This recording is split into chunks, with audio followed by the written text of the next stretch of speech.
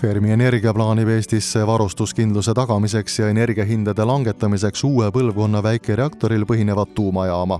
Iga tuumajaama planeerimise juurde kuulub ka jäätmekäitluskava väljatöötamine. Jäätmekäitlus on osa jaama kütusetsüklist. Kasutatud tuumkütuse eripäraks on kõrge radioaktiivsuse tase. Radioaktiivsus on nähtamatu, aga mitte tundmatu. Sajandi jooksul on seda teadlaste poolt põhjalikult uuritud ning välja töötatud normid ja töömeetodid radioaktiivsete materjalidega ümberkäimiseks nii, et see käitlejale ega ümbritsevale keskkonnale ohtu ei kujuta. Et paremini mõista radioaktiivsuse olemust, tutvume esmalt meid ümbritseva loodusliku ja inimtekkelise ioniseeriva kiirguskeskkonnaga. Looduslik kiirgusfoon ümbritseb meid kõikjal. Oma igapäevase kiirgusdoosi saame nii maakoorest eralduvast radoonist, kosmosest ja maapinnast lähtuvast gammakiirgusest kui ka toidust. Aatomi tuumade lagunemine ja liitumine on looduslikud ja pidevalt toimuvad nähtused. Lisaks looduses esinevale kiirgusele on inimene õppinud kiirgust kasutama ka ise, näiteks meditsiinis, mõõtetöödel ja tuumaelektrijaamades energia tootmiseks. Tuumajaamas kasutatud kütusest pärinev ioniseeriv kiirgus moodustabki keskmiselt 0,1% meie igapäevasest kiirgusfoonist.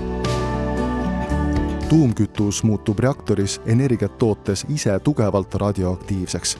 Kuna tegemist on ioniseeriva kiirgusega, avaldab see mõju ka ümbritsevatele objektidele, mis samuti võivad tugevas neutronvoos aktiveeruda. Seetõttu ongi tuumajaamast pärinevad jäätmed liigitatud 3 klassi. Kõrgradioaktiivsed jäätmed, milleks on valdavalt kasutatud tuumkütus. Keskmise aktiivsusega jäätmed, milleks on reaktori terasdetailid. Ning madala radioaktiivsusega jäätmed, näiteks tugeva kiirgusega keskkonnas kasutatud või radioaktiivse materjaliga saastunud tööriistad ja tööriided. Madala aktiivsusega jäätmed on mahult kõige suurem tuumajaamast pärinev jäätmeliik. Need lõppladustatakse maapinna lähedases betoonseintega ümbritsetud hoidlas, mis täitudes kaetakse pinnasega. Eestile sobiva tuumajaama madalaktiivsete jäätmete maht eeldab hoidlat välismõõtmetega circa 50 korda 100 meetrit. Hoidla ehitatakse tuumajaama kõrvale. Kõik radioaktiivsed jäätmed pakendatakse esmalt tugevasse konteinerisse, mis madala ja keskmise aktiivsusega jäätmete puhul valmistatakse eritihedast betoonist või ladustatakse metallist tünnides ja konteinerites. Betoonseintega sektsioonid täidetakse jäätmetega järk-järgult ning täidetud sektsioonid kaetakse esmalt saviga, et vähendada pinnasevee sissetungi hoidlasse, seejärel kruusa ja lõpuks kohaliku pinnasega. Hoidla alla ja ümber rajatakse jälgimissüsteem, mis võimaldab teha kindlaks võimalikud lekked enne, kui radioaktiivsed ained keskkonda pääsevad. Pärast täitmist ja pinnasega katmist vajab selline hoidla kuni jäätmete radioaktiivsuse loodusliku fooni lähedale langemiseni vaid mõningast seiret. Keskmise aktiivsusega radioaktiivseteks jäätmeteks loetakse näiteks reaktori enda detailid, samuti seadmed, mis tugevas neutronvoos on muutunud võrdlemisi aktiivseks, kuid ei vaja sama tugevat varjestamist kui kõrgradioaktiivsed jäätmed. Keskaktiivsed jäätmed vajavad veidi tõhusamat keskkonnast eraldamist kuni radioaktiivsuse vähenemiseni. Selleks kasutatakse mõnekümne meetri sügavusi šahte. Šahti põhi kaetakse vee juurdepääsu takistava bentoniitsaviga ja betoonmantliga ning täidetakse teatud sügavuseni betoonkapslitesse suletud jäätmetega. Šaht betoneeritakse, betoonkiht kaetakse omakorda bentoniitsaviga ja täidetakse maapinnani pinnasega. 60 aasta jooksul tuumajaamast pärinevad keskaktiivsed jäätmed mahuvad kenasti ära ühte šahti, ent valdav osa sellest jäätmemahust tekib jaama lõppdemonteerimise käigus pärast jaama tööd, ehk mitte enne 2090-ndaid. Kasutatud tuumkütus on väikese mahuga jääde, mis oma kõrge radioaktiivsuse tõttu vajab erilist hoolt.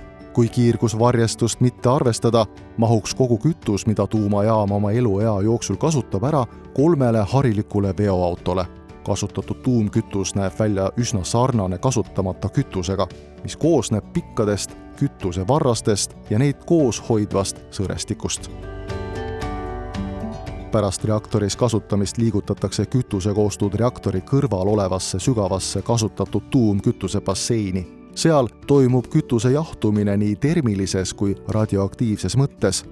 Radioaktiivsus hakkab kohe pärast tuumade lõhestumise ahelreaktsiooni peatumist alanema.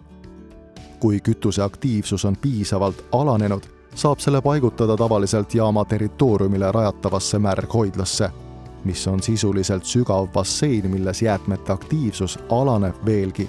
Vesi on väga hea neutronite blokeerija ja seega kiirgus keskkonda ei jõua.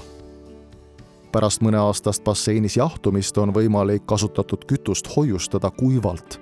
See tähendab spetsiaalsetes kapslites kuni ka lõppladustamiseni sügaval maa all või ümbertöötlemiseni, mille puhul jäätmete maht väheneb ning osa kütusest on võimalik uuesti reaktoris energiaks muuta. Kasutatud tuumkütuse lõppladustamine toimub sügaval maapõues, kus kontakt biosfääriga on välistatud miljonite aastate jooksul.